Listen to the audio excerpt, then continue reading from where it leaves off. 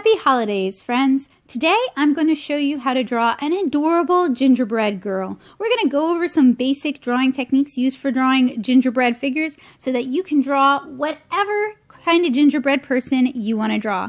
So I'm starting by sketching a circle, a large circle at the top, then an oblong or oval shape that's slightly heavier at the bottom, and then I'm drawing little round doop-doop arms and little round doop-doop legs. So this is our basic gingerbread figure. When you're drawing gingerbread people, you got to keep in mind that it's a cookie, so you're not going to be able to get really fine details in cookie form.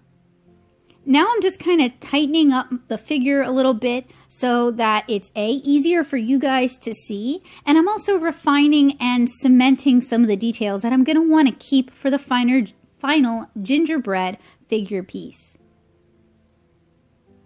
And I have lots more holiday inspired drawing tutorials here on the channel coming up that I hope you guys will look forward to. So I added little round ovals at the bottom to indicate feet, and then I drew a little skirt on this gingerbread person because I thought, why not draw a gingerbread girl? If you don't want your gingerbread person to be a gingerbread girl, you don't have to draw the skirt. You can also have gingerbread girls who do not have a skirt. It all depends on what kind of details you want to add. So keep in mind that when it comes to gingerbread, you're either decorating, you're adding details, you're adding facial features with either frosting or with candies. So this little gingerbread person has candy eyes, frosting cheeks, and a frosting hair smile and hair swoosh. I also decided to add on cookie pigtails. I thought that would be pretty cute, as well as a frosting bow tie. And the way I'm indicating that this is frosting, well, we're going to further indicate this when we color this later on, but you can see I've drawn it kind of thick, and the details are kind of simple, like they would look if you were piping frosting onto a cookie. I highly recommend that if you're new to this, that you reference gingerbread men, gingerbread people, and take inspiration from that.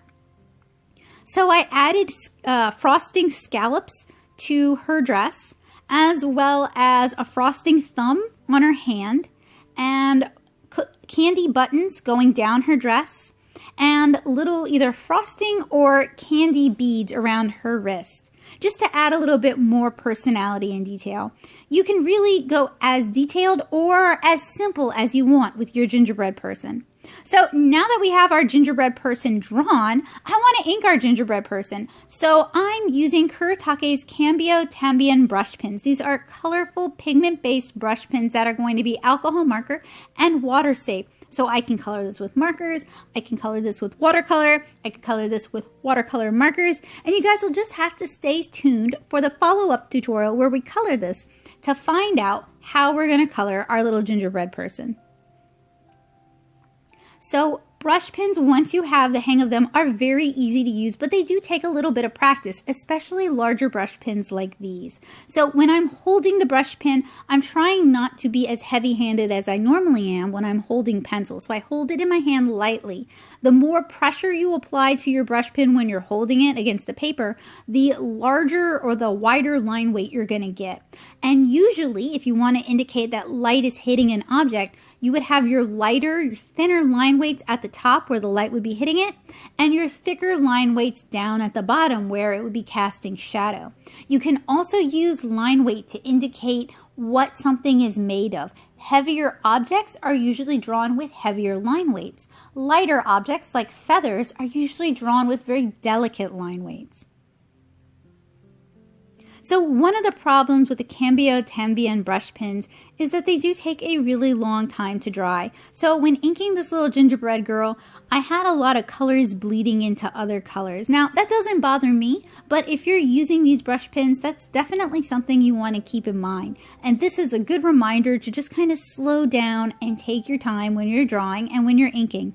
On that note, this video has been time-lapsed by about 2, so it's been sped up to twice the normal speed. So don't worry if you don't draw or ink this fast, neither do I.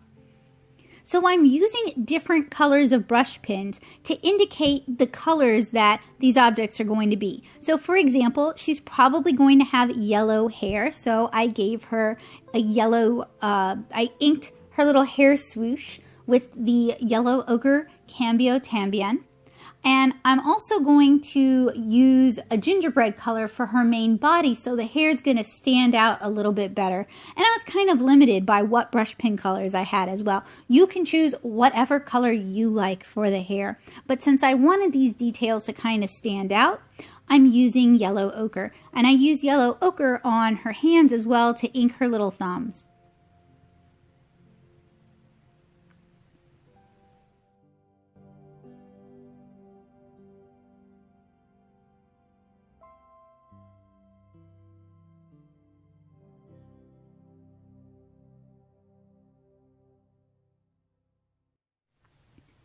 So I apologize with for the focus issues my camera is having today. I'm using a different camera setup and I'm still kind of getting used to my new camera. So there's going to be a few hiccups as I learn how to use it. But isn't that true of anything new we're learning how to use? There's going to be periods of time where we really struggle to become proficient, to become good at doing or using these new things and these new skills.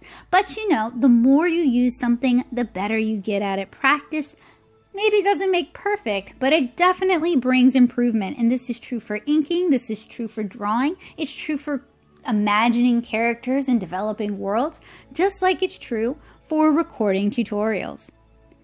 So I'm using a burnt sienna, a warm reddish brown, to ink her gingerbread body. If you wanted to, you could indicate that she was entirely covered in frosting if you wanted to do that. But if you look at reference images of gingerbread people, which I recommend whenever you're drawing something that you're learning how to draw, you'll see that really what they do is they use icing and candy just for the details, but they leave most of the cookie undecorated. Whew, I'm so sorry about that. My poor camera, it's having such a hard time. And I'm spinning the image around as I go because I'm trying to find the best angle for my wrist so I can smoothly pull the line.